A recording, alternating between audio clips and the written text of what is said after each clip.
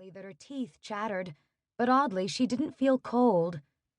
Trying to remember what her paramedic brothers had taught her about shock and cold weather survival, her mind wandered to worst-case scenarios. What if Tyler fell or hurt himself on the way back, or couldn't find the place where she'd fallen? What would happen then? Was it already getting darker, or was something wrong with her eyesight, too?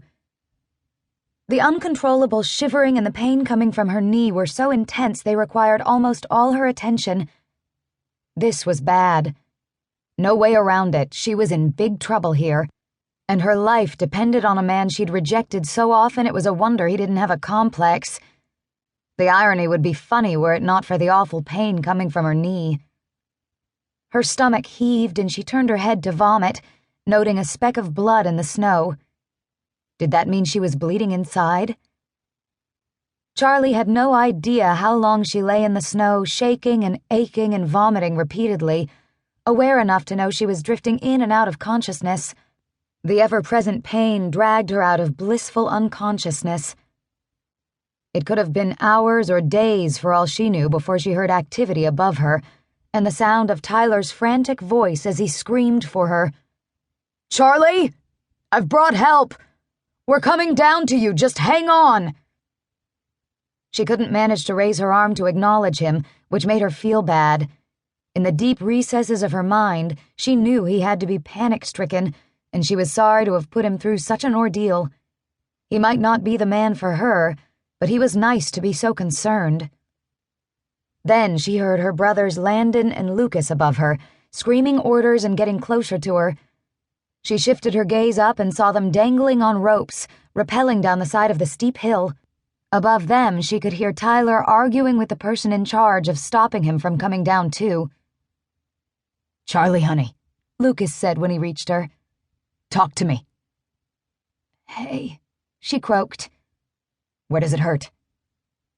"Everywhere." "Can you move everything?" She forced her fingers and toes to move. "Yeah." Landon came down on the other side of her. "That's one hell of a drop, sis.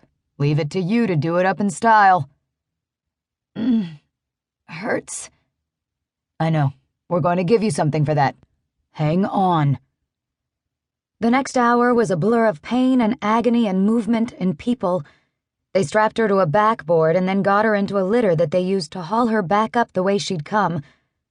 It had taken far less time to come down the mountain than it did to go back up. Landon had given her a shot to take the edge off the pain, so she floated between awareness and darkness. Nothing seemed real, except for the anguish on Tyler's face as he ran alongside her, holding her hand as the paramedics worked to get her down the mountain while the snow continued to fall. She wanted to shake him off, to tell him she didn't need him to hold her hand, but she couldn't seem to make her limb cooperate with the message from her brain. So she endured attention from him that she'd never wanted. Then it occurred to her that he'd saved her life, and she ought to cut him some slack. She'd see to that after she stopped hurting so badly. They bounced along the trail, every bump sending pain rocketing through her body. The worst of it was in her knee, which was now braced and iced, as if any part of her needed to be colder. Her teeth continued to clatter from the uncontrollable shivering that made her feel like she was connected to something electrical. Mercifully, she blacked out for a big part of the trip down the mountain, coming to as her brothers and the other firefighters pulled Tyler away from her so they could load her into the ambulance. In the background, she could hear him yelling at someone, begging to be allowed to accompany her to the hospital.